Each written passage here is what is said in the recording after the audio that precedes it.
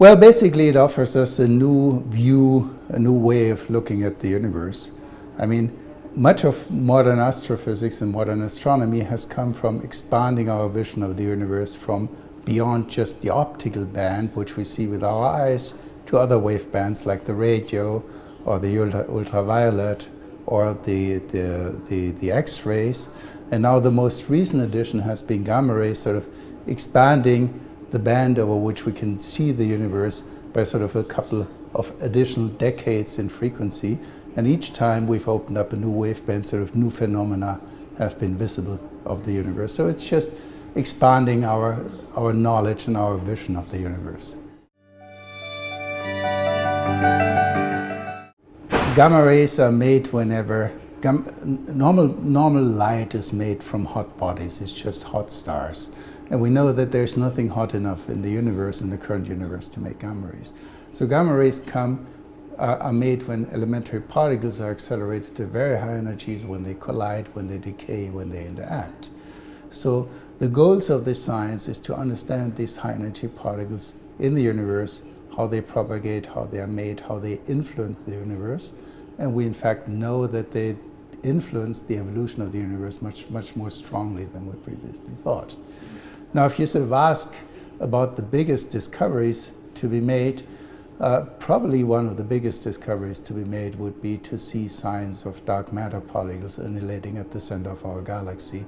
I mean, this is one of the major science goals of all these experiments, and would be sort of the most striking sign of new physics which we can discover. Well, basically, if dark matter is so-called neutralinos, which is a kind of supersymmetric new particle which has a weight of a heavy nucleus possibly, if two of these particles collide, they annihilate into normal particles, and these normal particles decay into gamma rays in our energy range, and they have a very characteristic signature, which a spectral and spatial signature, which can help to identify them as coming from dark matter annihilation rather than coming from a normal astrophysical process. So seeing something like this would be a sort of a major feat. Well, I mean, at this point, the fact is just we know that there's a lot more dark matter in the universe than there's normal matter, and we have not the faintest idea what it is. So it's just understanding what the universe is made of. And of course, once we see signatures of dark matter, we can, in experiments like our gamma ray experiments, we can try to reproduce that in the lab, see if it can be made at accelerators, and study it in more detail and really understand what's making up the universe. Indeed, I mean, this is a very speculative aspect, but if we succeed, if we detect something, of course, it would be tremendous. The way this works is the following, that on very small scales, the so-called Planck scale, space and time may no longer be smooth, but kind of have a bit of a foamy structure. And gamma rays have a very short wavelengths, and they start to feel a little bit this foamy structure. And therefore, the speed at which a gamma ray propagates compared to the speed of normal light is modified just a tiny little bit. Now, if we have an explosion somewhere out in the universe, millions of light years away, which makes gamma rays, or billions of light years away, these gamma rays propagate for a very long time or very long distances. And even a tiny change in the speed of propagation turns into a visible difference of arrival times. So indeed, one can hope by looking at how gamma rays of different energies arrive, at which times they arrive from some kind of stellar explosion in a far, far, far away galaxy, one can possibly see signs of the speed of light depending on the energy of a gamma ray, which would violate Einstein's laws and would be an indication of something like quantum gravity or a change in the structure of space-time at very small scales. But this, one must admit, is highly speculative. I mean, it would be a tremendous feat to observe it, but whether nature has made its laws in such a way that we can observe it with the current instruments remains to be seen. Yes, indeed, indeed. But one should say, of course, I mean, CTA has a breadth of physics.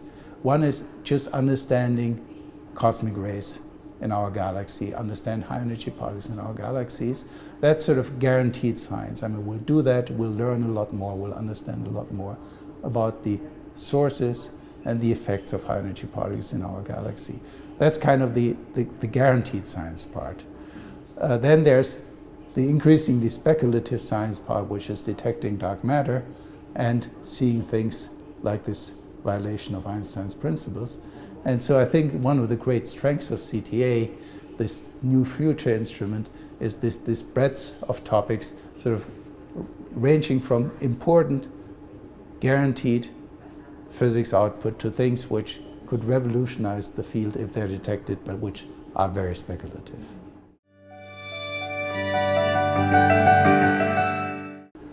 Yeah, I mean, we know that black holes are among the most efficient accelerators of particles in the universe. They convert gravitational energy into particles streaming out of these black holes or emerging from the vicinity of the black holes. We don't know how that process happens in details. We don't even know what these jets are, which come out of black holes and which accelerate particles. And so the idea is that all throughout these processes, gamma rays are produced. And so the idea is that gamma rays will help us understanding what's happening in the vicinity of black holes, in particular if matter falls into these black holes. We do see that already with our current instruments, but we cannot resolve the processes in enough detail to really pin down the mechanism. So yes, our knowledge about the environment of black holes and how black holes work, how they convert energy, hopefully will be brought forward very much by the next generation of instruments.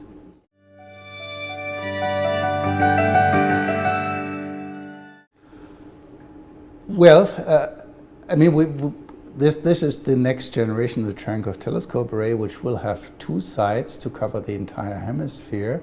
The northern side on La Palma, on the Canary Islands, on the Roca de los Muchachos, the southern side in Chile, near the ESO telescopes.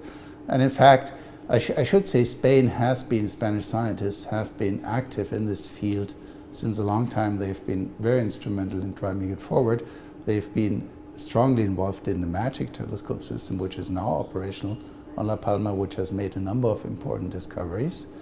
And now the fact that Spain has offered the site on the Canary Islands and is supporting this with funds from the European Commission has really helped to make this possible. Otherwise, I think it's not clear whether we'd ever been able to realize two sites and see the full sky with CTA.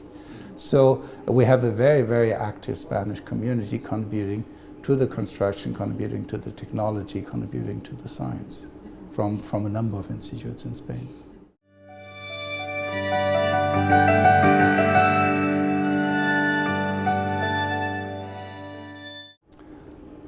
Well, in the end, I mean, science is part of our culture. Yeah, it's a little bit like music and theater has brought us where we are and defines where we are. And in fact, in particular, in times of crisis, I mean, if you look in Germany, for example, there have been many locations which were heavily industrialized and lost their industrial basis, like coal mining and so on. And a lot of these places succeeded by converting to high-tech locations. And so basically, I think science and technology is just an important investment to ensure the future. And I think astrophysical enterprises, astrophysical observatories are very suited for that because, I mean, science, basically the first science was astronomy. People always try to understand how the sky works. They're fascinated by the night sky. And that still works today. I mean, a lot of the brightest students are interested in astronomical issues.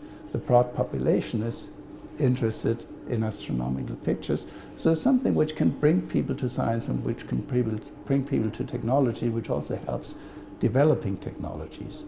Among the products, for example, the instruments which we develop for CTA together with industry, will, for example, help to improve medical imaging. There are new photon detection systems which are much better than what we have now. So there is an immediate impact both in education and in sort of byproducts. And I think that that also helps in particular in converting sort of somewhat disfavored regions into regions which by technology can build their future.